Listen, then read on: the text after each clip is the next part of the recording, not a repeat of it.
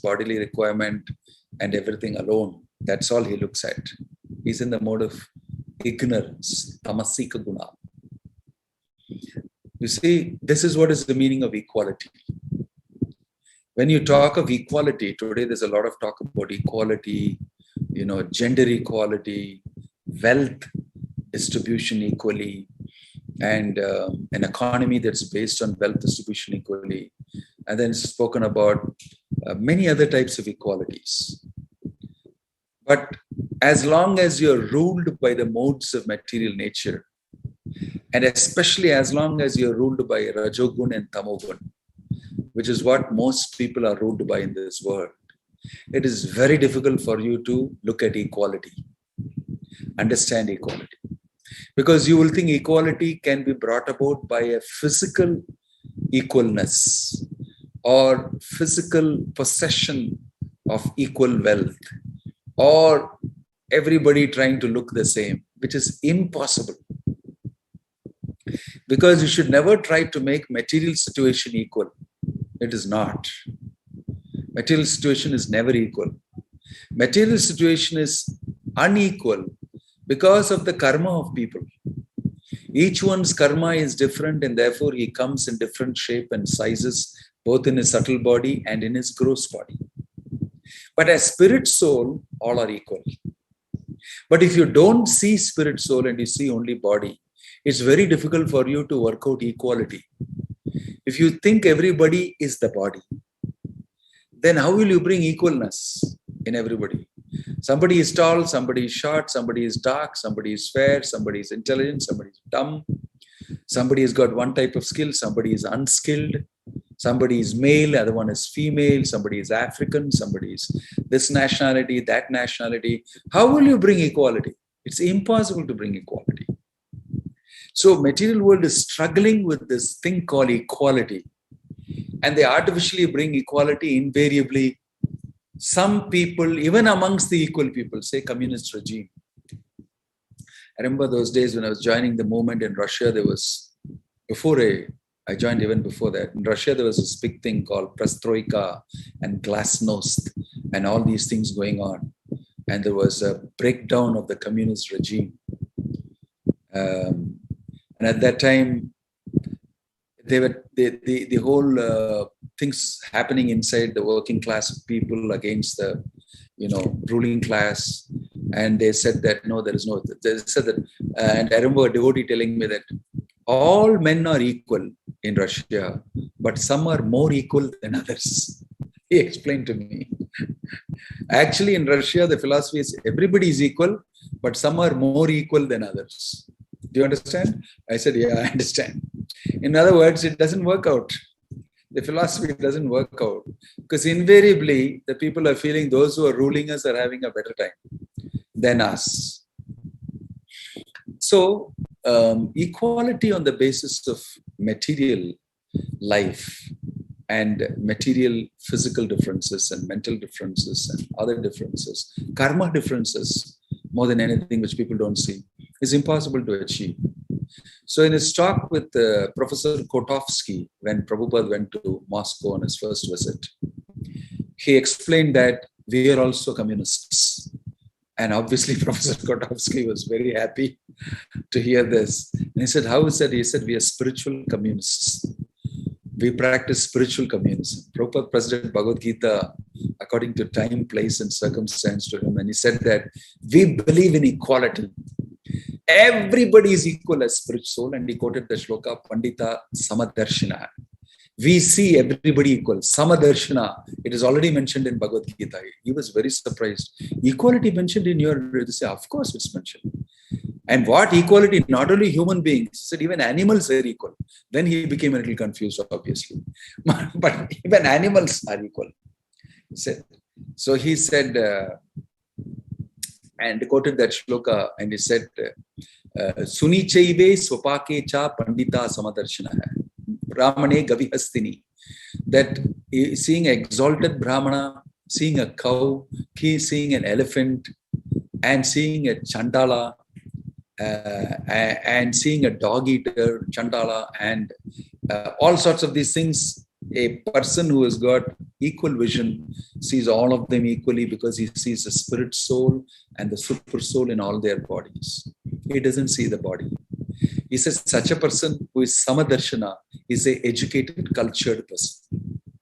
At least, as mentioned in the Bhagavad Gita, one should be in the mode of goodness, which means he's educated, he has knowledge, and he sees people equally. Sometime back, I think in America, that police officer was tried out, and that famous case, George Floyd, or what's his name? George Floyd, right?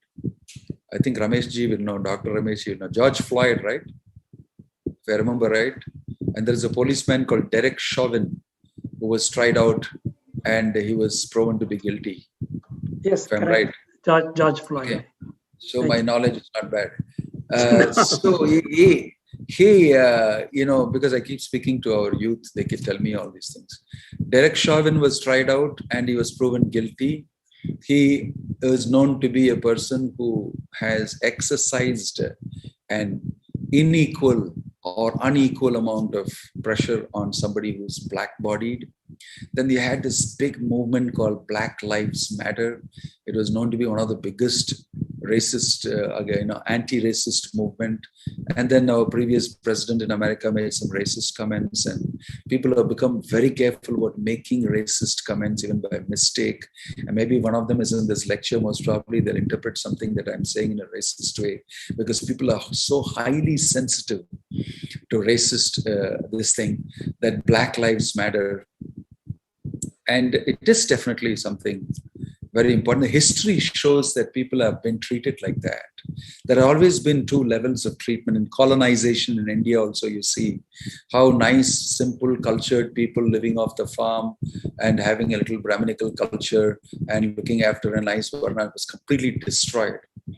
And they were tortured and they were, made to feel all sorts of things. And everything was upset. And there was slavery before. Human beings were kept as slaves, the American history. American history is filled with all these type of things. All time, some problem with racism and higher level people looking at somebody in a lower way and everything. But in India, you will see in the history that all sorts of people stayed together.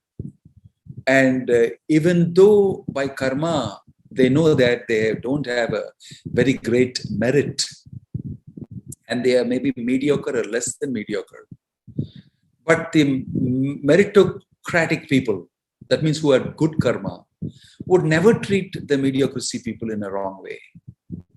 That has been noted in 17th, 18th century by a lady who traveled in India. I think she's from Ireland. She came to Pune. And she's written about how servant maids in India were given jewels to wear, that they had jewels on their hands from their shoulders till their elbows, from their elbows right up to their wrists. Earrings, necklaces, and then they had anklets, all in gold. They would walk out of the houses after their work feeling very happy with the person who is engaging them, because they would look after them very well. They have that feeling that by some quirk of karma, I have with me certain material things, you don't have it. And I want to make sure that I share it with you. And they would make them feel very good. They will look after them. But they have a Shudra mentality, the workers anyway. And they would just say, I'm simply happy working for you. I'm simply happy to serve you. And there was no salary and everything like that. It's just that anything you need, I'll look after you. And anytime what they need, they could come and they be looked after. It was a very good relationship in which they didn't think that you're lower than me. You have less merit. You have no good karma. You're born. Very rarely such things did happen. It did happen. It's not that it did not happen. It's very natural.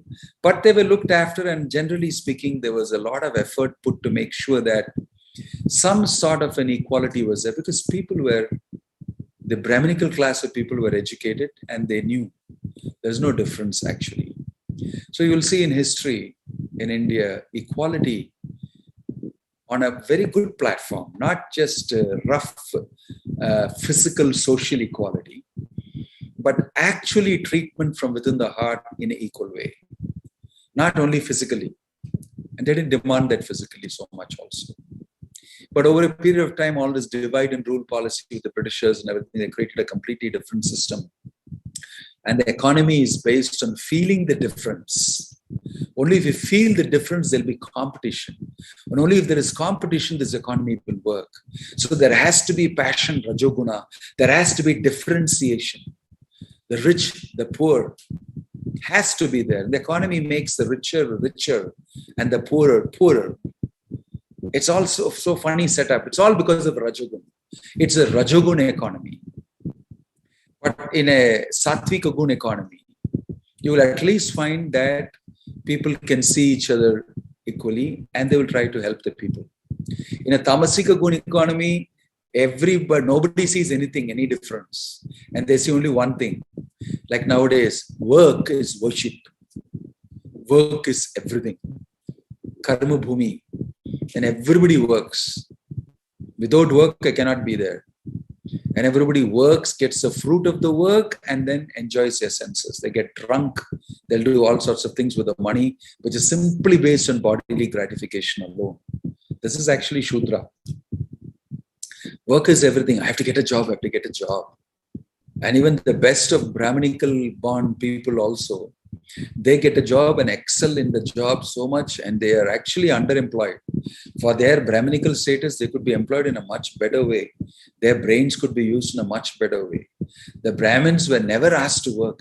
You have valuable knowledge. You don't have to work for getting your food, roti, kapda, makan. You need to simply offer your advice. We just want to pick your brains. And for that, we will look after you. You should never be worried about anything you need. And so Brahmins were kept no worry, and their needs were anyway very less. Because they were looked after also, they never asked for anything. At any time, they could get everything they wanted. Everything they wanted. So the Brahmanas were getting a lot of gifts and charity from the kings. And they would always give it off. They'll not keep anything with them. Because in the mode of goodness, they always know that I can get all these things. I am more interested cultivating knowledge, giving out knowledge, etc. So if you look at the modes of material nature described in the Bhagavad Gita and the type of knowledge, that Bheda, difference, and seeing people differently. Oh, he is not from Brahminical community. We cannot do that. See, it's necessary sometimes also. And sometimes it is not necessary also.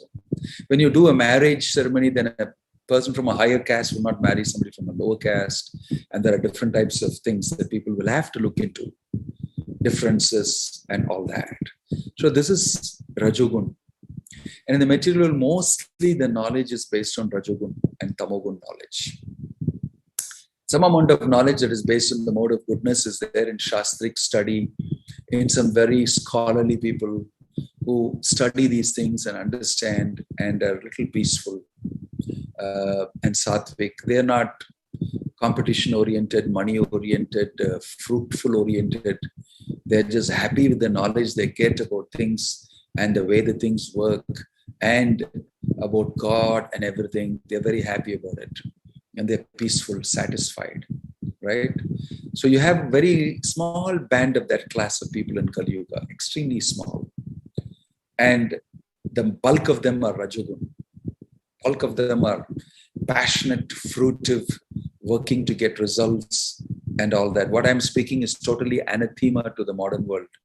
If people see me talking these type of things, what rotten thing is he talking? This is how our economy works.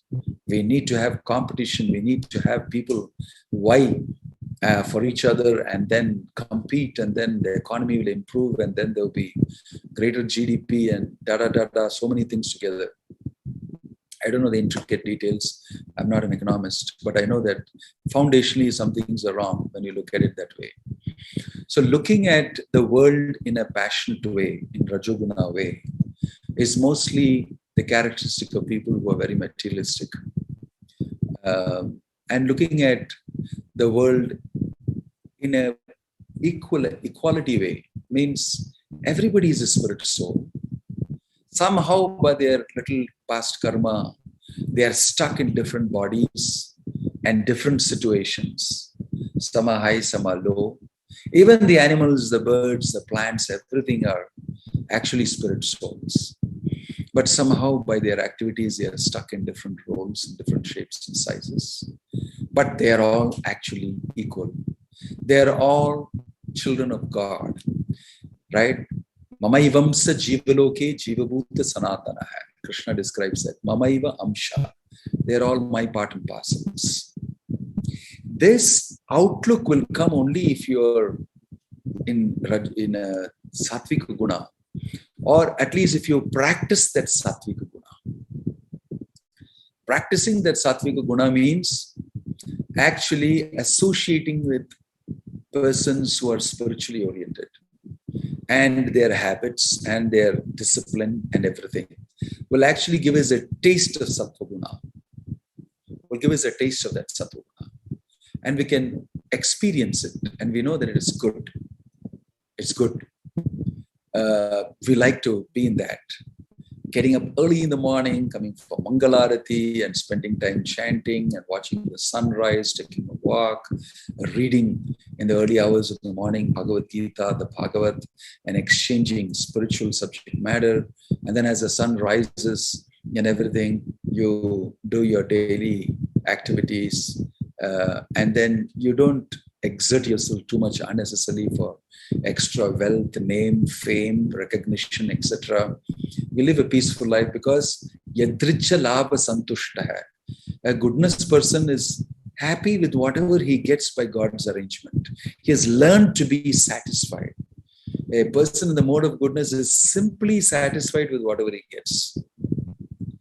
And that's sometimes very irritating to people who are very rajasic. They will tell, what are you doing, wasting your time? Why don't you get up and go and do some work and make some money and, do invest here and do something about life? And the person will say, I'm happy the way I am. What's your problem? Just what's your problem? You're irritating to me. Why? You don't do anything for the country and for the nation and for the GDP to go up and all. Of course I'm doing. Of course I'm doing. I teach people and I give them knowledge. I read the scripture and I give them knowledge. I teach them all this. Yeah, maybe. But I think you have the capacity to do something. When a passionate person and a sattvic person get together, their conversation is pretty, poles apart. When two sattvic people get together, they get very excited and discuss shastra and logic and nyaya and, many things about, and they gain more knowledge from each other and they go into details and they spend a lot of time talking. Two rajasic people get together, they also like it very much. But their conversations are very short. They mean business. Let's do this, let's do that. Finish. Go and act. Immediately act, make money, have sense gratification together, ball at each other, and finally get drunk and hit each other and fight with each other and go back home. Rajasic, fight with each other, argue with each other, don't agree with you. Like that. Tamasic, of course, we don't have to talk much, right? So knowledge that can be used in these type of Rajasic platforms is explained there. Knowledge that what we are utilizing nowadays, matter, and is mostly knowledge of matter and how to use matter in such a way that we get our gratification. So equality under these circumstances means one has to be situated in goodness, and then he can see the equality. When you're in Rajagun, in the passionate guna, it's very difficult for you to make things equal. You'll struggle a lot, and invariably it will not happen. It's a lot of frustration. So when I saw that Black Lives Matter, this thing, and black people and white people getting together and this thing and all that, I was feeling, just if you knew that actually all of you are anyway equal. If you see on the basis of the body, definitely you're unequal. But what you're really asking for is, I want to be treated equally, although I look different, although I have a different background. That's what you are actually telling. And that is because you are equal that way. You are equal that way. And you must, what you're saying is correct. But you must recognize everybody to be a spiritual personality. And you must see his identity different from the body, different from his situation, different from his circumstance, different from the material things he is situated in.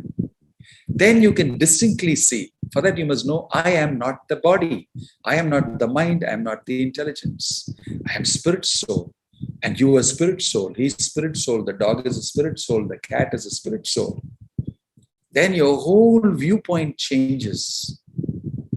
In fact, not only Black lives matter, all lives matter. The body of the cow, the body of the goat, the body of the chicken, the body of the hen, the body of all animals, even the trees matter very much.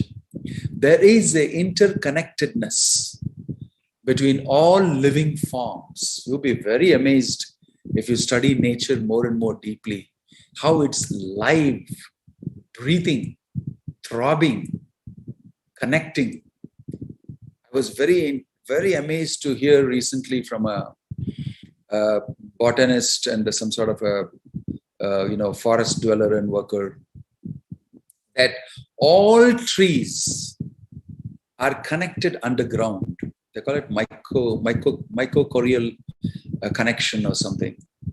They're all connected underground.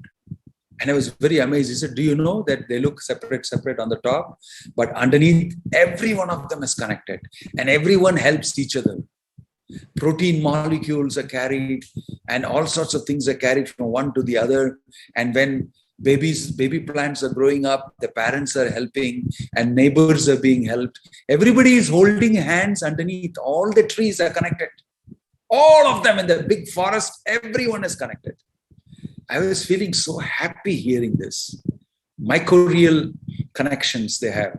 It's some sort of a bacterium, virus, or some sort of a connection underneath, and they have a whole transport structure. They have a whole, motorway, and different types of things are happening underneath. Supplies, water is being supplied, interconnected, and a lot of proteins and important chemicals and all that are being supplied. If some plant is dying, many others are helping that together. Water is being supplied. Amazing. Very amazing. And then all the birds and insects, all of them are connected. They send messages to each other and they can recognize. The trees, they house all the birds and nests and everything. They're all together living as though they are living cooperatively. And they are pulsating with Mother Earth. And there is such an interconnectedness. It's only the human being who remains disconnected from this. Remains disconnected. This ekatvam anupashyatah is because a devotee is the best person. He can see a tree and he can embrace it as a living being. Definitely. Long back in India, there was a Chipko movement. I think in all these areas, in the Himalayas and all these places. I think Vinoba Bhave, somebody like that. He started a movement because they were felling the trees for lumbering and everything. So his knowledge, I'm saying, this is ekatvam. This is ekena bhava. He was saying the trees are living beings. They give us so many things, not only fruit and this and that. They keep the water together in the land. They do so many things for us. You can't cut the trees. So the Chipko movement was they go and hug the trees. They hug and they show love to the trees. He started this movement and everybody was thinking he's a crackpot. Many foreigners now say, what's wrong with this guy? Just cut it and take the wood. It'll grow again. So what's your problem? Like that. He said, don't deforest. The forest is living, breathing. It's got a lot of things in it going on. And now they are finding out so many things. There's so many things they're finding out. Every small thing happening there has got a connection with something else. So many things are happening. So a learned person, he sees the interconnectedness not only with animals and birds and insects and humans. He sees it even with trees, plants, the rivers, the mountains. The mountains are living beings. You will see mountains are named Himalaya Parvat, Vindhya Parvat. Like that. Why? They are living beings. In the Shastra, it is described about Govardhan Parvat, how he traveled and came to Vrindavan.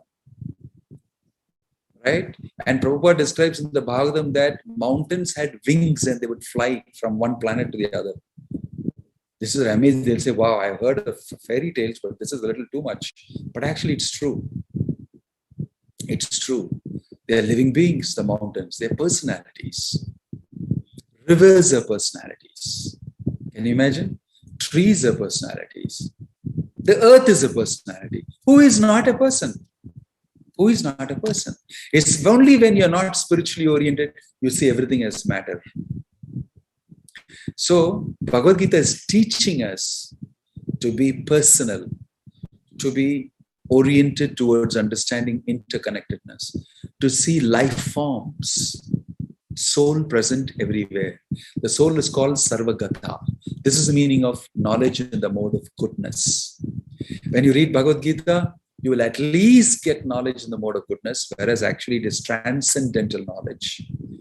Because you get knowledge of Krishna, knowledge of the Supreme Personality who has made and designed this whole creation with a particular purpose, and it's got a certain rhythm and a frequency, and human beings are supposed to resonate with that same frequency, and life will be very, very harmonious, and there'll be no problem, there'll be no coronavirus. Definitely. The coronavirus is an indication of disharmony, disconnection, losing yourself, forgetting yourself and your spiritual identity, and thinking you are this body, and seeing everything with pritak bhavam, separateness, not seeing all these things connected.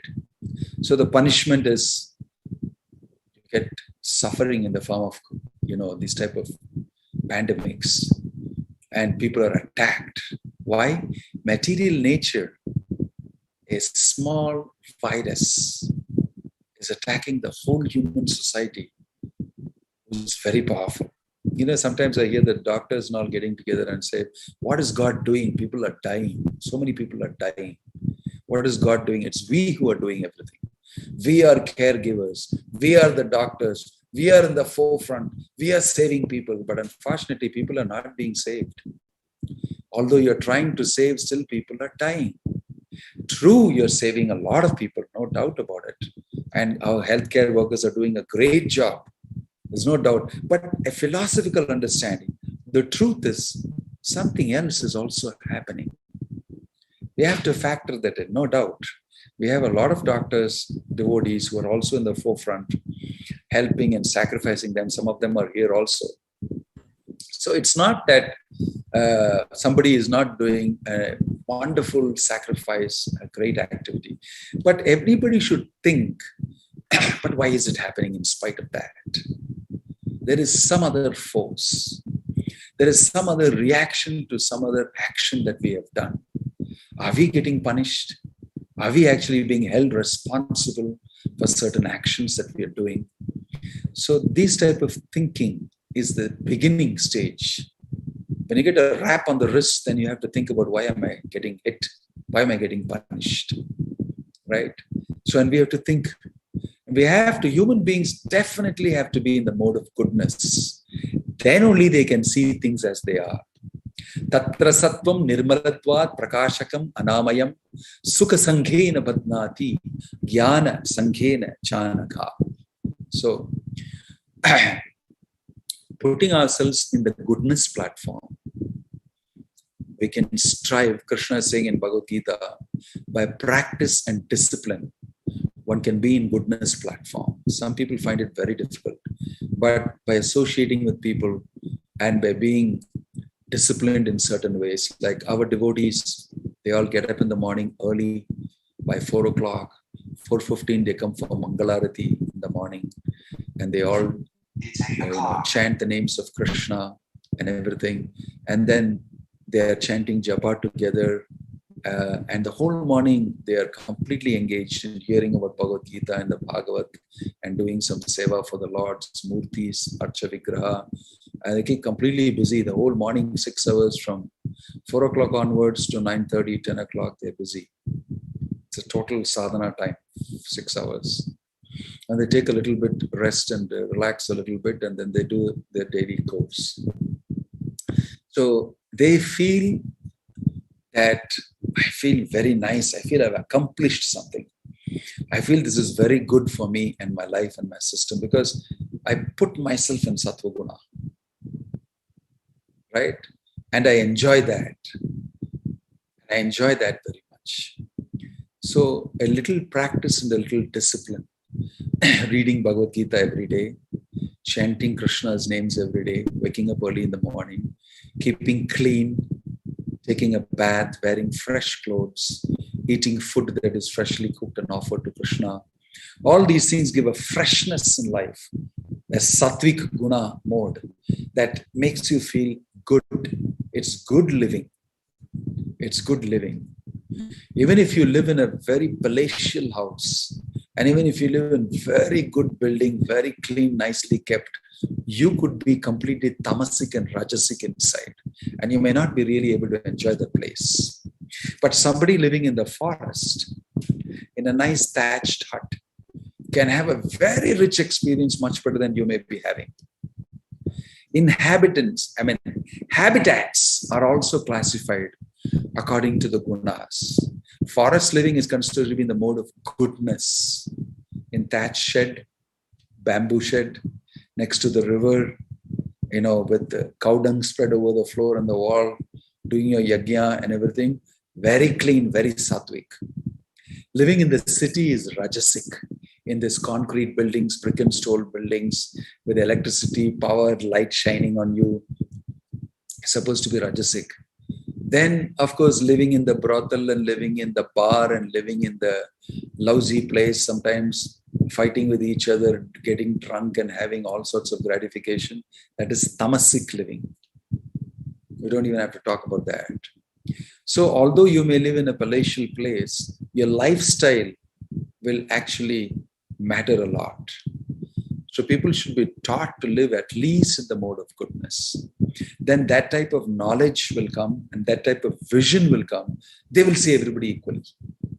They'll be able to see everybody equally and appreciate equality. Whether it is a man or a woman or a child or an African or a black man or a white man or a tall man or a short man, an American, everything, they'll see equally. Because of this equality, look, only Prabhupada was able to go all over the world and talk to anybody and everybody and make them feel very, very comfortable. That I'm not being discriminated.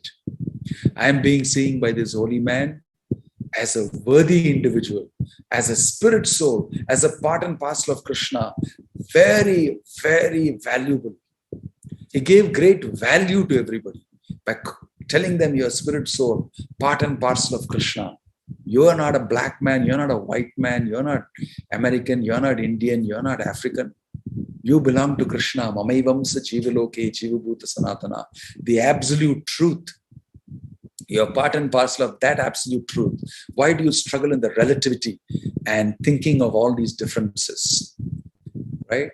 So Prahlad also told his father the same thing. Although he was a 5-year-old boy, he told his father, Father, why are you looking at everybody as enemy and friend? Vishnu is not your enemy. I don't see anybody who is my enemy. I don't see anybody who is my enemy. Neither are you my enemy. Because his father had tried to kill him at least 5-6 times already.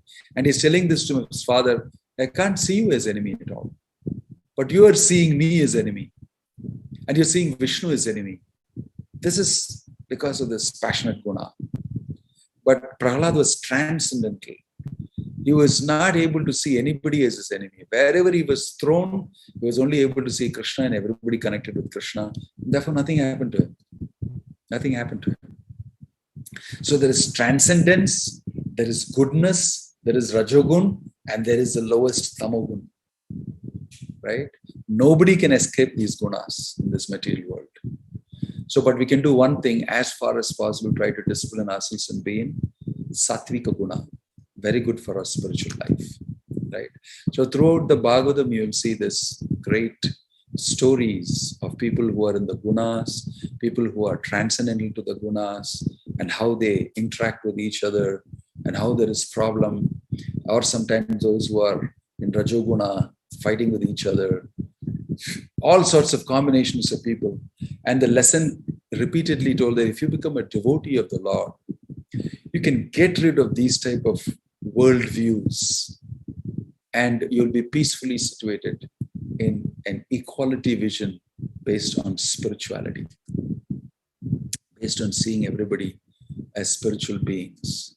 This is what the world needs today. It needs leaders who teach people to be spiritually oriented, increase their spiritual dimension, and then many problems in this world can be solved, at least if they are brought to Sattvika Guna. Right? Om Tat Sat. Hare Krishna. Jai Srila Prabhupada Ki.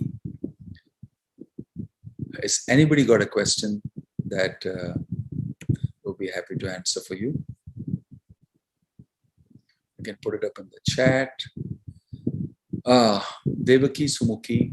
People in mode of passion have separatist mentality. Am I correct? Yes, very much. Separatist mentality because they're already separated from Krishna, that intensifies more. And because of that, they always want to stay away from the authority, stay away from regular groups, start their own group and be the boss and be the person leading, although they don't know anything much. So that passionate mentality always comes, but sometimes it becomes useful to them. They start some enterprise on their own, and then they do their own thing, and they become sometimes even successful. But it's not that passionate guna is not required. We are a balance of all these gunas. When we do certain things, passion is required. Brahma had to be passionately oriented for creation. Creation is always passionate. So when we do certain things in a creative mode, even for Krishna, Arjuna had to be in a passionate mode to fight. You can't be, in a very sattvic mode when people are shooting arrows at you, and you have to pull out your this thing and you have to be passionate. So even in service to Krishna, there is passion required, but it is used in the service of the Lord only, right? So, but what you're talking about is not very helpful in service of Krishna, the separatist mentality. Everything belongs to Krishna. Isavasham idam sarvam. That is the mentality that's required. And a person who is in Sattvika Guna can easily develop that mentality. But a person who's in Rajasic Guna will find it difficult to accept the fact that everything belongs to God. That's why they're treating material nature so badly, and is reacting with climate change and problem with water and pollution, all these things done by people. They have separatist mentality. They can take from material nature whatever resource they want. They can exploit and put other people into difficulty. They're not all working together. Separatist. Some people alone are getting benefits. True.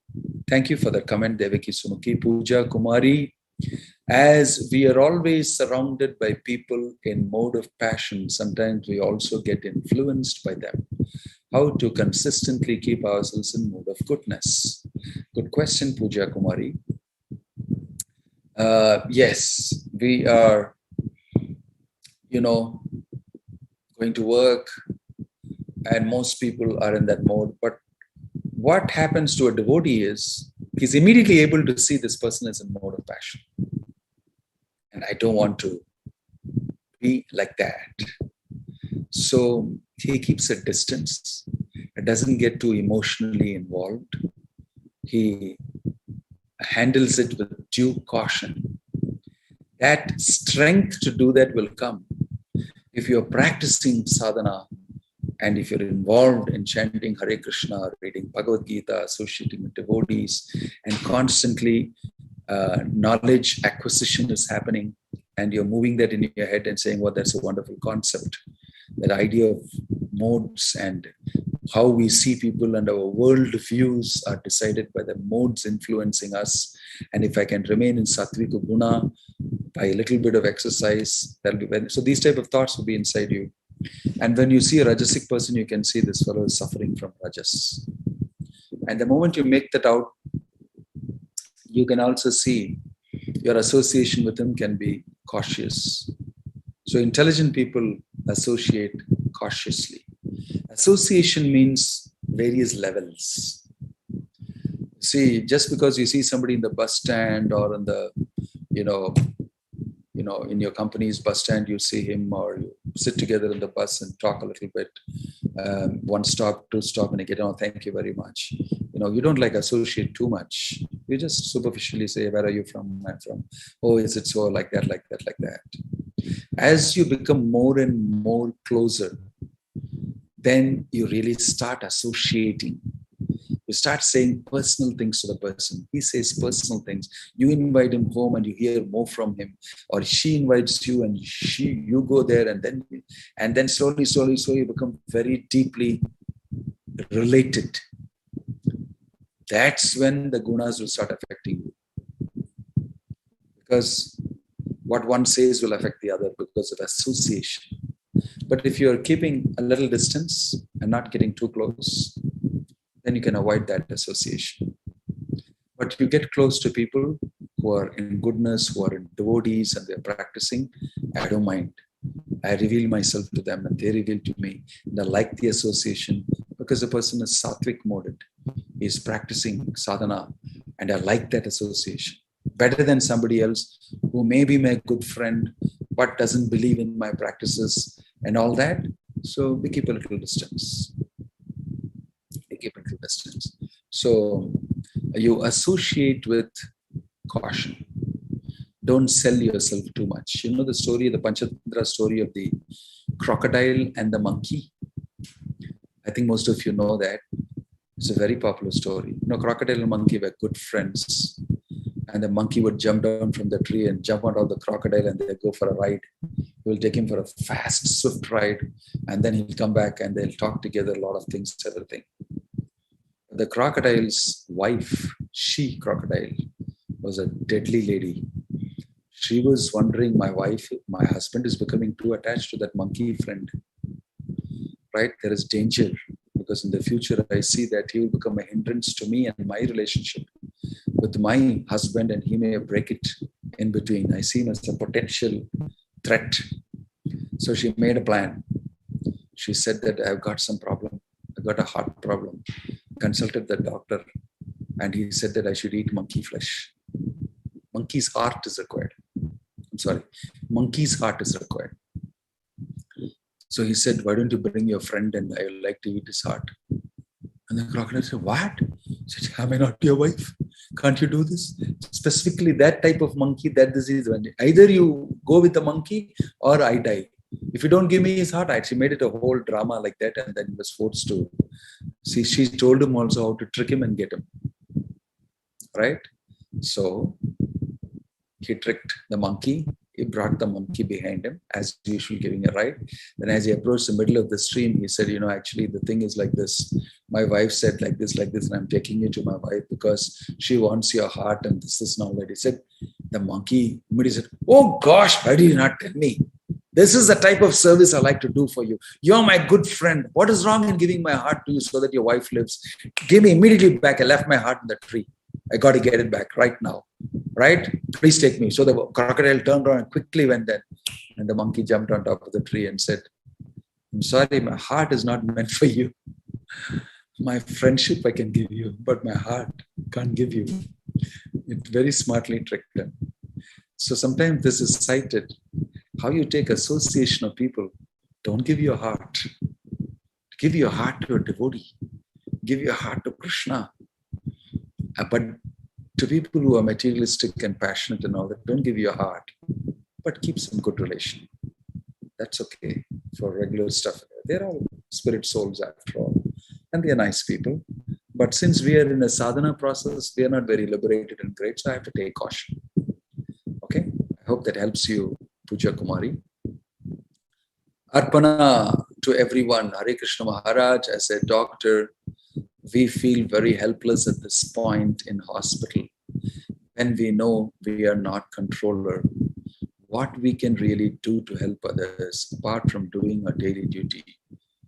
Arpana, I feel it, what you're saying, very much. And my feeling, I feel very much for all the doctors. They're doing a great job, no doubt about it. Risking their life, keeping up their profession. Some of them have even passed away from the corona. And many sacrifices, no doubt about it. So my point is that for anything we are dependent on Krishna. You see, sometimes people are not doctors, they're staying at home, they're also getting affected by corona and they're dying sometimes. God forbid that they should all be saved. We pray for them. But it's not that. I also hear about doctors who are right in the forefront for the past 1.5 years working with COVID patients. They never got COVID. They're very careful. They're very dedicated and everything. I see that also. Many of them. So both are right. It's not that any one. It's just that according to what you're destined, things are going to happen anyway. So this does not mean we should go and embrace a COVID patient.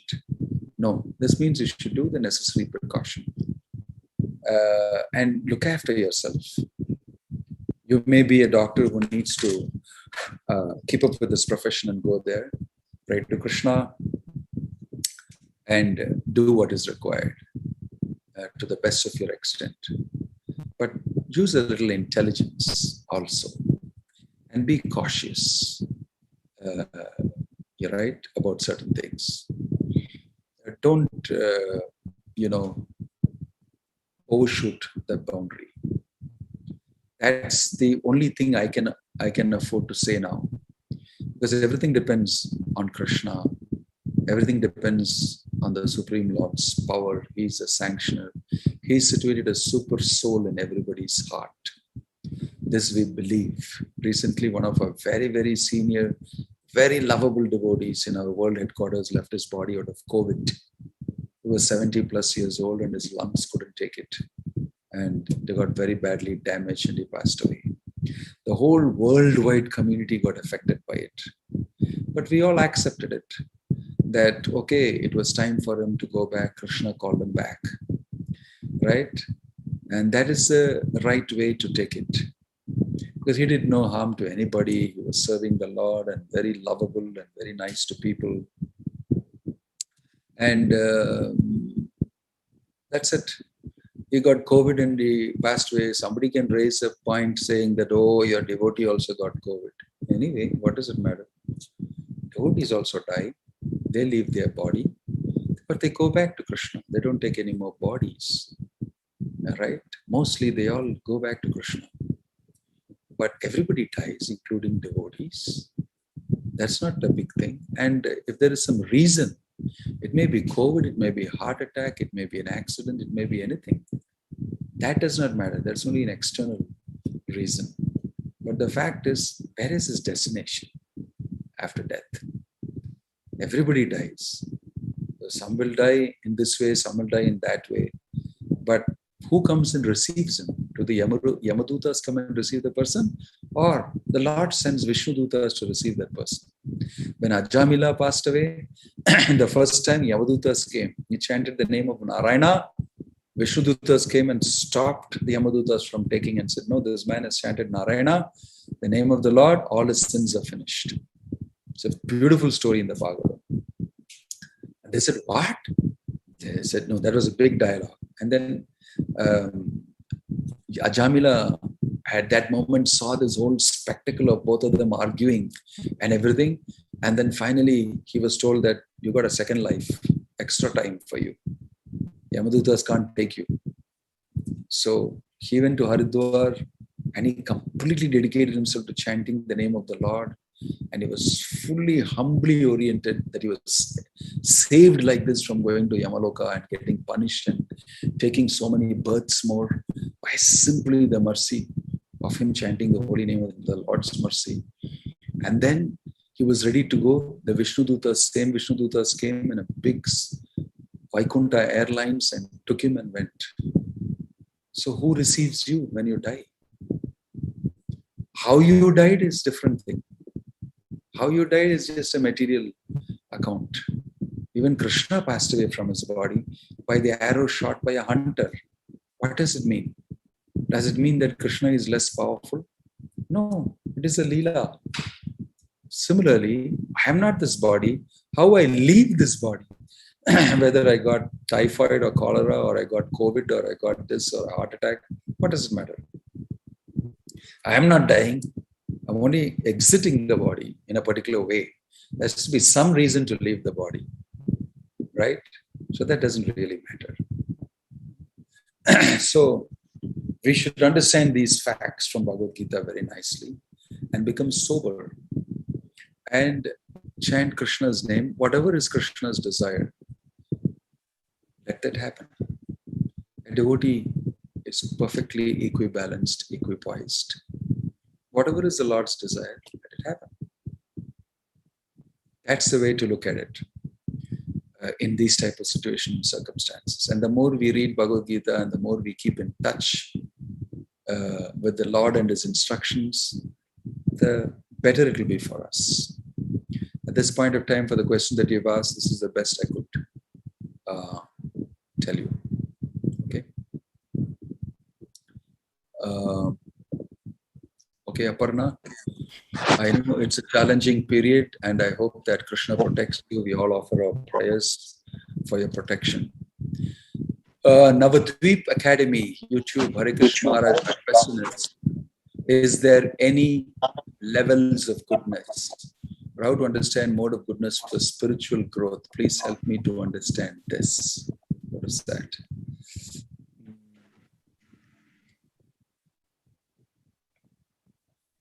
Levels of goodness. That's an interesting question. I wouldn't be able to immediately tell you that. Maybe there are some levels of goodness too. But how to understand the mode of goodness for spiritual growth? The connection is that in the mode of goodness, it is easy to jump into spiritual life. It's like a springboard for easy jump. 33 देखो आया नहीं आ रहा 33 नहीं वो उसको जोर से press करो ऐसे ही हो रहा है मम्मी साइड वाले Maybe somebody has to mute. So you bring yourself to a platform. All of them are modes, all of them are binding. The Bhagavatam says, Bhagavad Gita also says very nicely, all of them are binding. But the best out of the modes is goodness, because it affords a chance for you to become spiritually oriented, to become a devotee and everything. So keeping yourself in the mode of goodness is a little bit of a job. So that is why spirituality and modeness are very close. Goodness in itself is not spirituality, because it is still a material mode.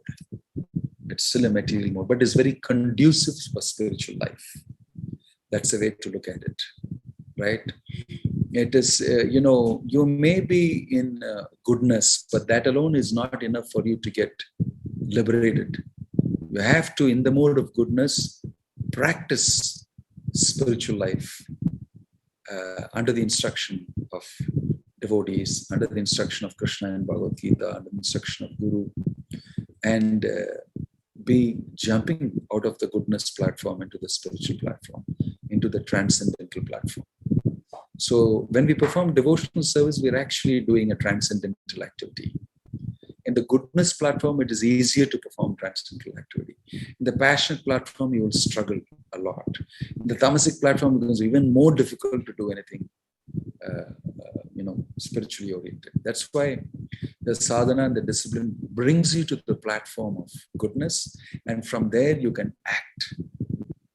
Then it becomes easier. That's the relationship between goodness and. To give you an example, it's like you can travel in many different ways. Mobility on the roads. Some are going by car, some are going by train, some are going by cycles, some are going motorcycles, some are flying. So the flight actually is the best way, most comfortable way. Next is maybe the railway and the train. Or next maybe you can say it's a private car. And then comes train and bus and everything together, which is dirty sometimes and filled with people, and especially in this corona period, it's very horrible. At least I had a private car. So I think what best is to have flight for long distances. So Satvika Guna is like a flight. It's like a flight. Easy way to move it, conducive. But from Rajoguna, traveling along with this thing is a little difficult job to actually be. So mostly from Rajoguna, you lift yourself to Satvika Guna and then are able to do that. So, but Satvika Guna also, it is not like something great. You can get to the airport. Everybody in the airport mostly want to fly. That's why they're coming to the airport. Right? But if you don't get your flight, there's what's the use of coming to the airport? Right? What's the use of coming to the airport?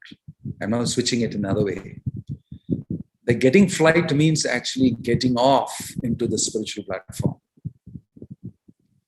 Being in the airport is, let's say, Satvika Guna. But if you don't get the flight, what is the use of arriving at the airport? If you miss the flight, what is the use of arriving at the airport? Okay. Airport looks very good. Much better. It's air conditioned, clean, neat. Much, much better than the bus stand and the train platforms, especially in India. Right?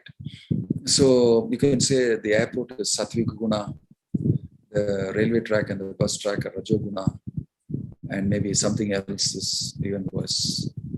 Bullock cart or something is even worse. But getting to the Sattvic platform is good, but it is meant for taking off into spiritual life.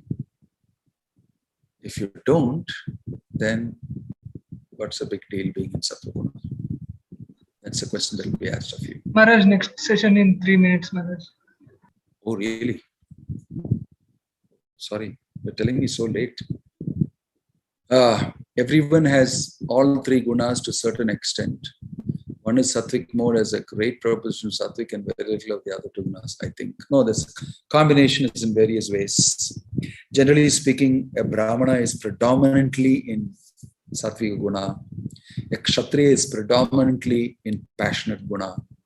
A Shudra is predominantly in Tamasic guna. And a Vaishya is both in passionate guna and in Tamasic guna. That's an example, predominantly. But everybody goes through all the gunas. It's like a cycle, a big circle rotating with different proportions at different times. It's all controlled by your past karma also. Okay? Right. So thank you very much. I have to go for our next program. Stay safe. Read Bhagavad Gita. Chant Hare Krishna. And may Krishna protect all of you. Hari Hari. Gaura Hari. Hare Krishna. Jai Shri Prabhupada ki. Hare Krishna.